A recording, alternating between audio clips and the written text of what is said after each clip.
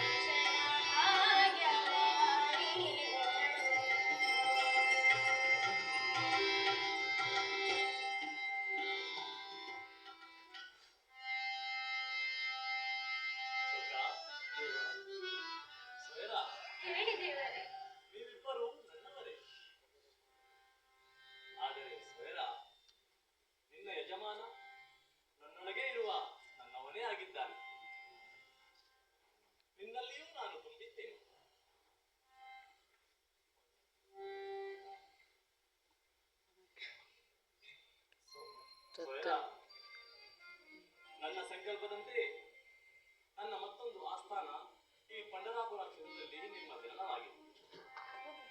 ಕಾಲ ಕಾಲಕ್ಕೆ ಬೇರೆ ಬೇರೆ ರೂಪದಲ್ಲಿ ಲೋಕದ ಹಿತಕ್ಕಾಗಿ ನಾನು ಈ ರೀತಿ ಪ್ರಕಟವಾಗುತ್ತೇನೆ. ಸೋಯರ, ನೀನನ್ನ ಒಡ ಹುಟ್ಟಿದವಳು. ಹಾಗಾದರೆ ನಾನು ನಿಮ್ಮ ತಂಗಿ? ಹೌದು ಸೋಯರ, ನೀನು ನನ್ನ ತಂಗಿಯಾದ ಮೇಲೆ ಈ ಸಹೋದರನ ವಾತ್ಸಲ್ಯ ಎಂದಿಗೂ ಇರುತ್ತದೆ. ಶೋಕ, ಇವಳು ನನ್ನ ತಂಗಿ ಆದ ಮೇಲೆ ನೀವು ನನ್ನ ಭಾವ.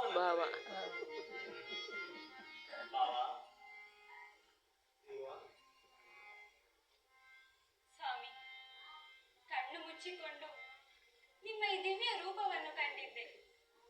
ಪಂಡರಾಪುರದಲ್ಲಿ ದೂರದಿಂದಲೇ ನಿಮ್ಮ ಮೂರ್ತಿಯನ್ನು ನೋಡಿದ್ದೆ.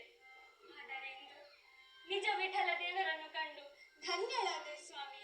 ಈ ಎಲ್ಲ ಹಣ್ಣುಗಳನ್ನು ನಿಮಗೆಂದೇ ತಂದಿದ್ದೇನೆ. ಈ ಎಲ್ಲ ಹಣ್ಣುಗಳನ್ನು ಕೂಡ ನೀವು ಖಂಡಿತವಾಗಿಯೂ ಸ್ವೀಕರಿಸಬೇಕು. ತಿನ್ನಿ ದೇವರೇ, ತಿನ್ನಿ. ನಿನ್ನನ್ನು ನೀನು ಮರೆತು ಬಿಟ್ಟಿಯ? ಏನು ಬಾಳೆಹಣ್ಣು ಕೊಡುವುದರ ಬದಲು ಬಾಳೆಹಣ್ಣಿನ ಸಿಪ್ಪೆಯನ್ನು ತಿನ್ನಿಸ್ತಾ ಇದ್ದೀಯಲ್ಲ? ಹಣ್ಣಿನ ರುಚಿಯನ್ನು ಅರಿತಿದ್ದೆ ಸಿಹಿ ಎಂದು, ಆದರೆ ಅದರ ಸಿಪ್ಪೆ ಅದಕ್ಕಿಂತ ರುಚಿ ಎಂದು ಇವತ್ತೇ ಅರ್ಥವಾಯಿತು. ಕ್ಷಮಿಸಿ ದೇವರೇ, ಇದನ್ನು ತಿನ್ನಿ, ಇದನ್ನು. ಅದು ಆಗಲಕಾಯಿ ಕಹಿಯಾಗಿದೆ ಸೋಯ್ರಾ. ಕ್ಷಮಿಸಿ ದೇವರೇ. ನೀ ಭಕ್ತಿಯಿಂದ ನೀಡುವ ಆ ಕಹಿ ಹಾಗಲ ಕೂಡ ನನಗೆ ಸವಿ ಜೇನಿನಂತೆ ಸಿಹಿ ಸಿಹಿಯಾಗಿದೆ. ಅಗ್ಗಿದು ಬರ್ಬೋದು. ಇದು ತುಂಬಾ ಹುಳಿಯಾಗಿದೆ. ಸೋಯ್ರಾ, ಇದು ಸಿಹಿ. ಏನು ಮಾಡ್ತಾ ಇದ್ಯಾ? ಅದು ಎಂಜಲಾಗಿದೆ. ಸೋಯ್ರಾ, ನೀ ನೀಡುವ ಆ ಎಂಜಿಲು ನನಗೆ ಅಮೃತದಂತೆ. ಭಕ್ತರು ನೀಡುವ ಆ ಭಕ್ತಿ ಕಾಣಿಕೆ ಕಬ್ಬಿಣವಾದರೂ ಕೂಡ ಅದು ನನಗೆ ಚಿನ್ನದಂತೆ. ಸೋಯ್ರಾ, ಮಣ್ಣನ್ನು ಅವರ ಮುಖಕ್ಕೆ ಲೇಪಿಸ್ತಾ ಇದ್ದೇನೆ. ಸೋಯ್ರಾ, ಮಣ್ಣನ್ನೇ ಹಣೆಗೆ ಹಚ್ಚಿದೆಯಾ? ನೋಡು, ಗಮಗಮಿಸುವ ಪರಿಮಳ. ಸಿರಿಗಂಧವಾಯಿತು ಆ ಮಣ್ಣು